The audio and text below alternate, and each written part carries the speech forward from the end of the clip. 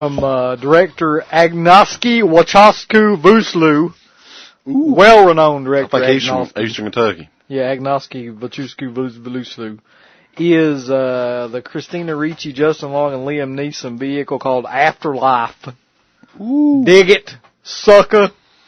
That's right. And you were telling me, and I didn't realize this, that this was out in theaters. It was, yeah, for a brief period of time. Must have been really brief, because I don't really even remember seeing TV spots or anything. I remember watching one or two little spots for it, but it was never looked like a movie that should ever even be out in there. Kind of like Splice. Yeah. It just didn't fit anything. Yeah. And, for some reason, I know why I wanted to watch it, is I heard Christina Ricci is naked throughout most of the movie, which isn't really true. I mean, she is naked quite a bit in the film.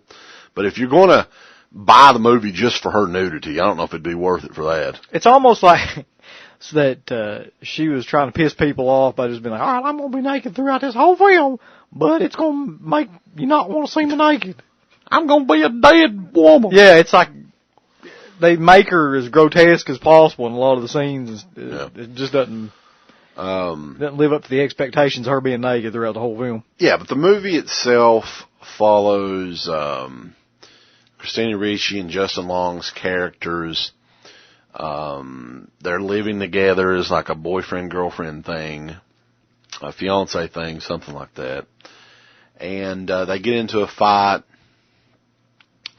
And Christina Ricci, of course, traveling, going back to her mom's house or I don't remember where she was going, gets into a car accident. And when she wakes up, she is told by Liam Neeson's character that she's dead. She's in a funeral home being prepared for burial, and her funeral service is in a couple of days.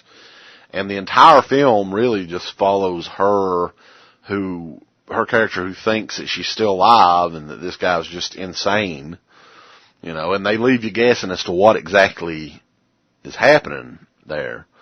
Is she really dead or is she alive, And I actually thought that whole part of the movie was pretty effective. I couldn't really predict what was going to happen. I couldn't really tell you why, but there's certain parts of this movie, maybe it was because it was based around like a funeral parlor and stuff, and just the nature of the movie itself, where it's really kind of surreal and weird. Some parts of it reminded me of Phantasm. Yeah. Like, the way that it's filmed is it's structured very, very odd, and there's not a whole lot of dialogue, and it's mostly like visual sequences of just really bizarre stuff that doesn't really make any sense. Like that weird kid that has the chicken, the little chick that is somehow or another symbolic of Christina Ricci. I never really figured out how, but there's just a lot of stuff in this movie that's creepy as hell in a lot of different ways. Yeah, and talking about my experience viewing the movie too, which made it even more creepy to me. And trust me when I tell you, I wasn't expecting much from this movie anyway. Just because a lot of independent movies similar to this, like a lot of stuff Anchor Bay comes out with, even though some of it is, has had a decent theatrical run, a lot of it is just garbage. I mean, let's be honest. But, I think what made the experience even more surreal for me is the night I watched it, it was like, I can set it up for you. I think it was last Friday, had a really long day, got up really early for work and everything, and was just insanely tired, decided to go to bed around 11 o'clock. And 11 o'clock for me, I never go to bed at 11 o'clock, and then I woke back up about 4.5 hours later, and proceeded to I couldn't sleep for hours and hours. So I started watching this, about 5:30 in the morning, 5:30 in the morning. And I was still in that haze, when you first just wake up or you're half asleep, half awake, whatever. And that movie, just the plot of the movie just really, really fucking freaked me out in the state I was in. So I think that sort of helped as well. Like, I ended up not going to bed until about 7:30, 8 o'clock on that Saturday morning. It's really a weird, because you could actually argue that it could be a play, because most of it takes place between Liam Neeson and Christina Ricci, like in one. Yeah, it definitely setting. could be a play. Maybe it is a play. I don't know. But it really is a character study between those two, and it's almost like Bug in that way, though, where there's just like two people are basically throughout the whole movie, with maybe one other person being Justin Long that's kind of on the outside of the whole situation. He's on the outside, but he's looking in. Yeah. And then I thought the ending was kind of tacky, though. Yeah. I mean, not to give the ending away or anything. Well, in a lot of ways, it doesn't really even have an ending.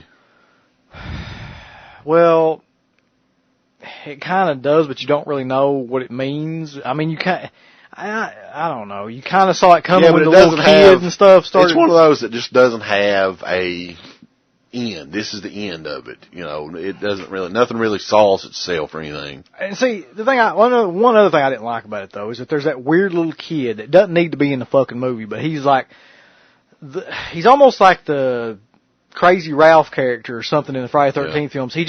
He's going through talking to Justin Long character who's lost, you know, Christina Ricci and all this stuff, and he's going back and forth between Liam Neeson, and he's having these visions, and he sees this stuff that's going on and all this shit, and he kind of like is trying to warn different people about what's going on, and it's just, that character is completely needless in that movie, and I don't really understand why the hell he was even there. You could have taken him out and that movie would have been exactly the same. Except he wouldn't have buried a little chicken. Yeah, I gotta admit, I was sort of impressed, with the movie though. It was way better than I thought it would be. And now it's not, look, I'm not going to get behind it and say, oh, this is the best film, you know, this is the best horror film of 2010. It's not that, but I mean, it is, if you want something interesting to watch that's, you know, it's not like every goddamn other thing that's coming out. Yeah, you gotta admit it is unique. Yeah, it's different.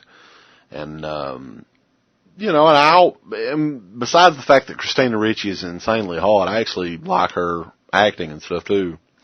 So, and Liam Neeson's not that bad in it. I mean, I actually think, and the weird thing, here's the one thing that I was thinking throughout this movie too, is, did Liam Neeson take on this role after his wife? That's what I was thinking too. Yeah. I actually had that same thought. Yeah. After she died. Yeah. I don't know. I guess he'd have to, wouldn't he? I mean, that happened. Well, that was like a year ago, at least over a year ago. I'd like to think that he didn't, just because that'd be really morbid if right after she died, he's like, I'm taking that movie Afterlife, try to work some shit out. Yeah, I don't know. I mean, that maybe we can find out about that. But yeah, his wife, really, really good looking lady too. Like, she was actually in Nail with him too. You remember that? Was she? She was the other psychologist or whatever with him. I don't know. Anyway, Afterlife is actually not that bad.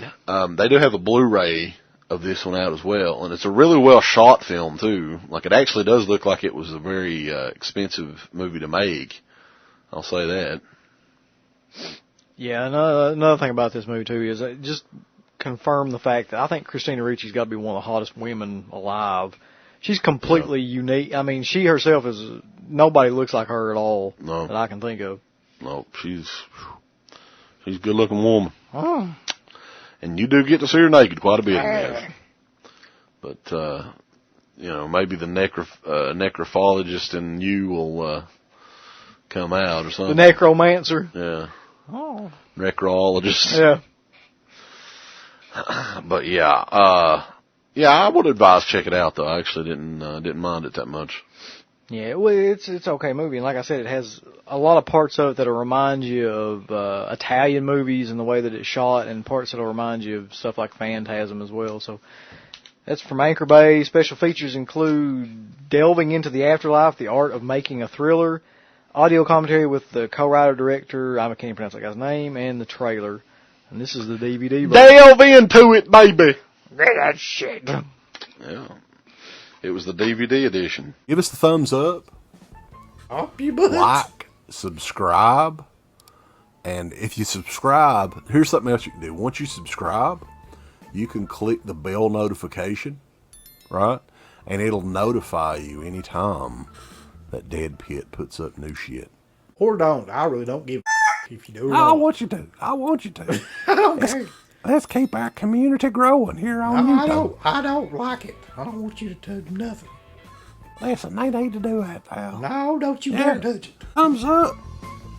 Subscribe. And click that bell. Thank you to all of our supporters on Patreon. DEADPIT on Patreon.com is the only place to check out a complete archive of the old Dead Pit radio shows all the way back from 2005 on, in addition to the midweek shows and fan commentaries, exclusive podcasts, and much more. Dead Pit on Patreon.com if you're interested. Tiers start at only $1.